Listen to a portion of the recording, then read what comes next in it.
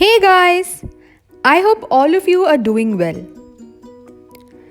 For the past few days, I have been craving for some sweet. And I also had this overly ripe banana lying around on my countertop. So, I decided to celebrate. Yes, I decided to celebrate that overripe banana on my countertop. These small things make our day during this lockdown. So today I have brought to you two sweet dishes using one simple dough with ingredients readily available in our kitchens. Let's see how to make the dough, for which you will need 1 overripe banana, 3 tablespoon jaggery powder, 2 tablespoon of yogurt, 1/8 teaspoon of baking soda and whole wheat flour. To make the dough, first in a mixing bowl, squeeze the banana well and to it add 3 tablespoon of jaggery powder and mix well. To the mixture, add 2 tablespoon yogurt, 1/8 teaspoon baking soda and make it into a wet batter. To this, add first 1 cup of whole wheat flour and a pinch of salt and knead it into a soft dough. This dough is way too soft. In order to get the right consistency, you have to use all your muscle strength and keep kneading the dough again by incorporating more 1/3 to half a cup of whole wheat flour.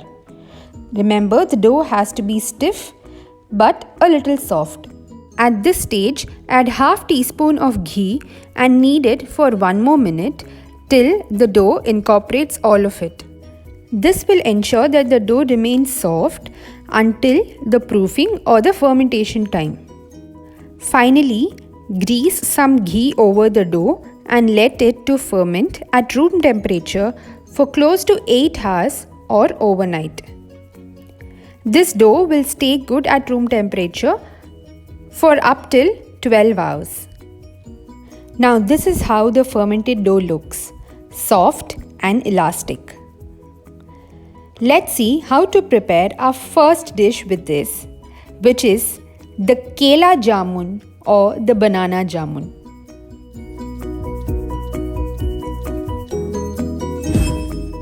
Pinch out small portions of the dough and make it into small roundels or as desired. Fry these jamuns in hot oil at very low flame. I repeat, very low flame. This is very important because your jamun has to cook through, and only if it's cooked through properly will it absorb all the sugar syrup at the later stage.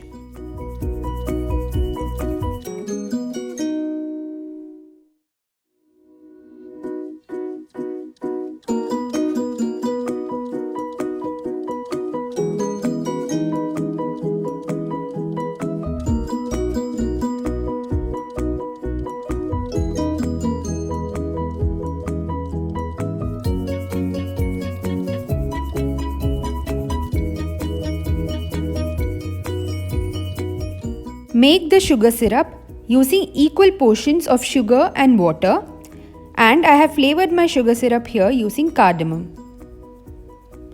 Ensure that the sugar syrup is still hot. Switch it off and immediately add the fried jamuns in it and let it soak and absorb all the sugar syrup and become soft. The soaking time depends on how you would like your jamun to be. Very soft and soggy, or with a hard center. I personally let my jamun soak in sugar syrup for overnight. These are so delicious, and you can see with my pictures as I was clicking, the jamuns vanished into my mouth. And look at the center, guys. This tastes exactly or so much better than the instant jamuns made using the ready to make packets. I had little of the prepared dough left, so I decided to make this sweet kachori using it, for which you need to make a filling. I have used chopped almonds pistachios and desiccated coconut. Mixed all of this in equal proportions and kept the filling ready. I rolled out the dough just like how we do it for puris, stuffed the filling in the center and wrapped it like a momo.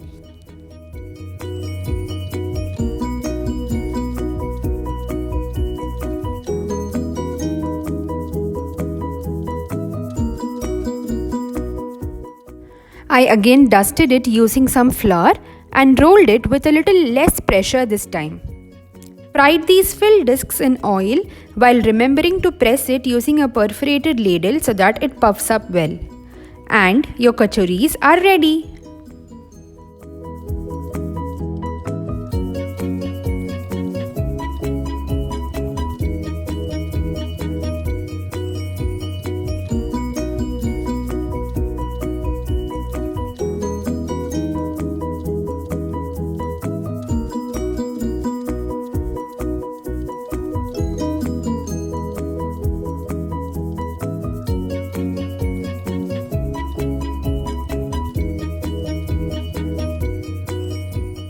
These look perfectly soft from inside with a crisp crust.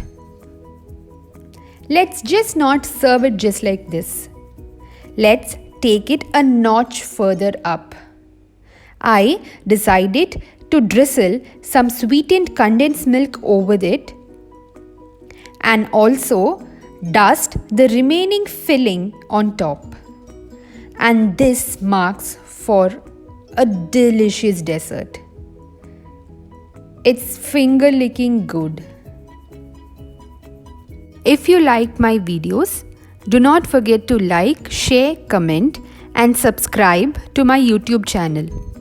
Also press the bell icon to get immediate notifications as soon as I upload a video next. Until next time, happy eating!